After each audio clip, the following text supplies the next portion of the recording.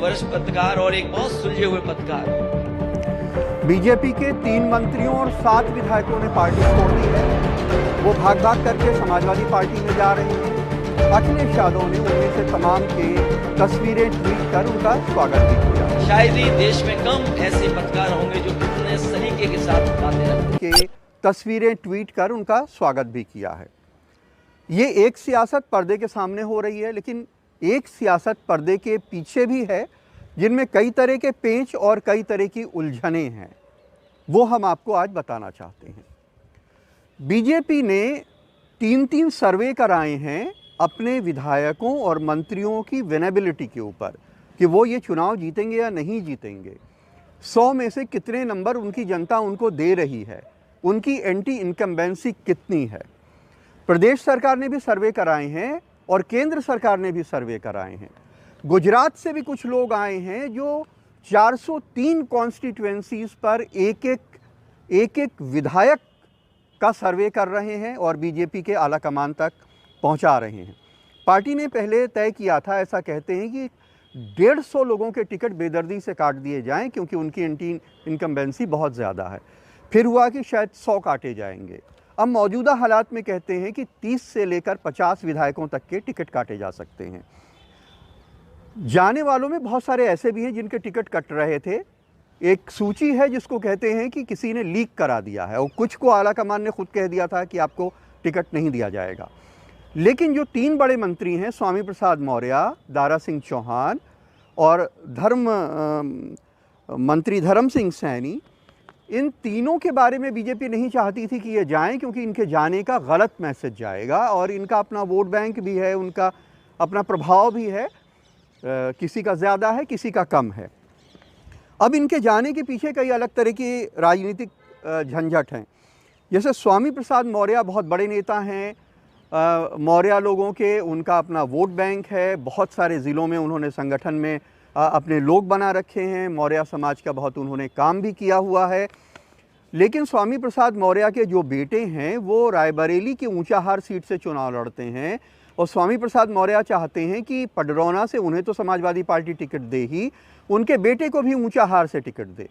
अब ऊंचाहार में समाजवादी पार्टी के मनोज पांडे, जो एक बड़े ब्राह्मण नेता वहाँ के माने जाते हैं, एक एमएलए, वो 2 बार मौर्य के बेटे को हरा चुके हैं। वो सिटिंग एमएलए हैं। जाहिर सी बात है कि अपने सिटिंग एमएलए का टिकट समाजवादी पार्टी नहीं काट सकती है। इसके लिए ये डील हो रही है कि मौर्य के बेटे को जौनपुर से लड़ाया जाए और जो सिटिंग एमएलए मनोज पांडे हैं उनको यहाँ पे बरकरार रखा जाए। अब दारा सिंह चौहान जो दूसरे मंत्री गए हैं, दारा सिंह चौहान मधुबन सीट से मऊ की चुनाव लड़ते हैं। जनता कहती है कि उनकी इमेज अच्छी नहीं है, 5 साल उन्होंने काम नहीं किया है और उनकी एंटी इनकम्बेंसी बहुत ज़्यादा है। दारा सिंह चौहान को ये लगता है, ऐसा कहते हैं कि वो बीजेपी से कह रहे थे कि हमें मधुबन के बजाय घोसी से टिकट दे दिया जाए, उनकी कॉन्स्टिट्यूएंसी बदल दी जाए। घोसी जो है वो फागू चौहान की कॉन्स्टिट्यूएंसी है, जो बीजेपी के नोनिया समाज के बहुत बड़े नेता रहे हैं और अब बिहार के गवर्नर हो गए हैं। उनके गवर्नर होने पे यहाँ जो उपचुनाव हुआ, उस उपचुनाव में बीजेपी का एक विजय राजभर चुनाव जीत गया है।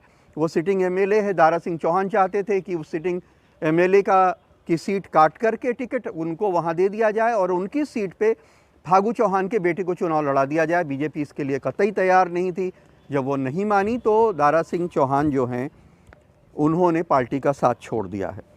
मंत्री धर्म सिंह सैनी जो हैं ये 4 बार के विधायक हैं। 3 बार बीएसपी से लड़े हैं, बीएसपी में भी मंत्री रहे हैं और इनके अपने ये भी शाक्य कुशवाहा मौर्य जो समाज है उसी का पार्ट सैनी समाज भी है, ये उसका हिस्सा है। उसके वहाँ के बड़े नेता हैं, मजबूत नेता हैं। इनके साथ इनका ये भी इल्ज़ाम है कि इनको इज़्ज़त नहीं दी जा रही थी। यहाँ की प्रदेश की लीडरशिप जो है इनकी उपेक्षा कर रही थी, इसके वजह से ये नाराज़ थे।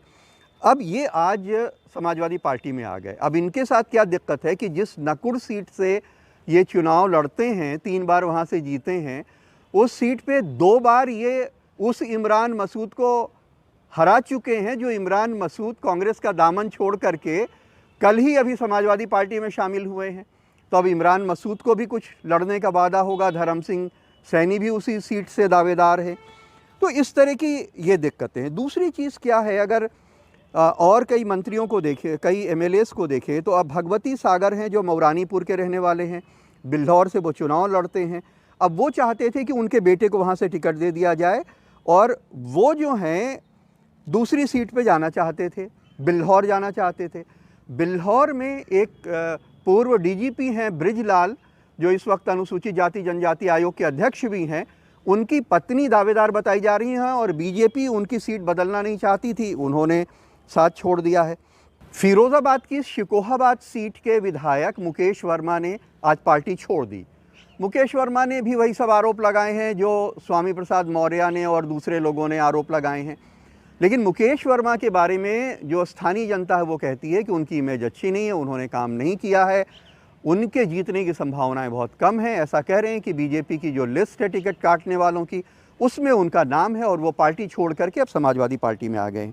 इसी तरह लखीमपुर खीरी के बाला अवस्थी हैं। बाला अवस्थी पिछली बार भी सिर्फ 2000 वोट के मार्जिन से चुनाव जीते थे। 70 साल उनकी उम्र है, वो बीमार भी रहते हैं और क्षेत्र में नहीं जा पाते, जनता का काम नहीं कर पाते हैं और एक्टिव नहीं हैं। अब आज उन्होंने इस्तीफ़ा दे दिया है और वो सपा में चले गए। इस बार उनके लिए ज़्यादा संकट ये भी था कि तराई के क्षेत्र में किसान आंदोलन का भी असर है और जो उनके ज़िले में लखीमपुर खीरी में जो थार चढ़ाई गई किसानों के ऊपर, जिसमें 5 किसानों 4 किसान एक पत्रकार की मौत हुई, उसकी वजह से भी वहाँ किसानों में रोष है। उन्होंने पिछले दिनों अपना एक वीडियो वायरल करके कहा था कि यहाँ पे किसान बहुत परेशान हैं, बाढ़ से लोग परेशान हैं, उनकी मदद की जाए वगैरह, जिससे लग रहा था कि जैसे वो विपक्ष के नेता के तौर पे सरकार से अपने क्षेत्र की परेशानियाँ बता रहे हैं। अब वो समाजवादी पार्टी में आ गए हैं। 70 साल उम्र है, बीमार हैं, एंटी इनकम्बेंसी है, पिछले साल सिर्फ 2000 वोट से वो चुनाव जीत पाए थे। इसी तरह ब्रजेश प्रजापति एक एमएलए हैं तिंदवारी से, उनके लिए भी कहा जा रहा है कि उनकी उतनी अच्छी इमेज नहीं थी, उनका भी टिकट कट रहा था। तो ये जो माहौल बनता है कि बड़े पैमाने पे भगदड़ से एक पार्टी का नुकसान हो रहा है और दूसरे पार्टी का बहुत फ़ायदा हो रहा है, तो ये नुकसान और फ़ायदे के बीच में भी बहुत सारे एंगल हैं। एक पक्ष ये भी है कि समाजवादी पार्टी बहुत मजबूत पार्टी है, बहुत बड़ा संगठन है, 403 सीट पे उसके बड़े बड़े नेता दावेदार हैं। जब बाहर से इतने बड़े पैमाने पे लोग आएंगे और इतने सारे दलों के साथ गठबंधन होगा, तो सीट का एडजस्टमेंट करना, अपने लोगों को मनाना, ये भी समाजवादी पार्टी के लिए एक बड़ी चुनौती होगी। लखनऊ में कैमरामैन राजेश गुप्ता के साथ कमाल खान, एनडीटीवी। शुभकामनाएं देता हूं, बधाई देता हूं। वही एक दुखद घटना घटी है। एक बहुत ही वरिष्ठ पत्रकार और एक बहुत ही सुलझे पत्रकार, एक बहुत ही वरिष्ठ पत्रकार और एक बहुत सुलझे हुए पत्रकार, वो आज हमारे बीच में नहीं है। जब कभी भी वो अपनी बात को रखते थे या घटना के बारे में जानकारी देते थे, शायद ही देश में कम ऐसे पत्रकार होंगे जो इतने सलीके के साथ बातें रखते थे। जहां उन्हें उर्दू के बारे में जानकारी थी, हिंदी में भी वो जानकार थे और किस शेर को किन परिस्थितियों में किस समय पर कहा जाए, शायद वो हुनर ऐसे ही पत्रकार के साथ था। आज कमाल खान हमारे बीच नहीं है, हमें दुख है इस बात का। एक बहुत अच्छे पत्रकार थे जिन्हें हमने अचानक खो दिया। हम सब उनके परिवार के साथ इस दुख की घड़ी में हैं और भगवान से प्रार्थना करते हैं कि इस दुख को सहने की शक्ति पूरे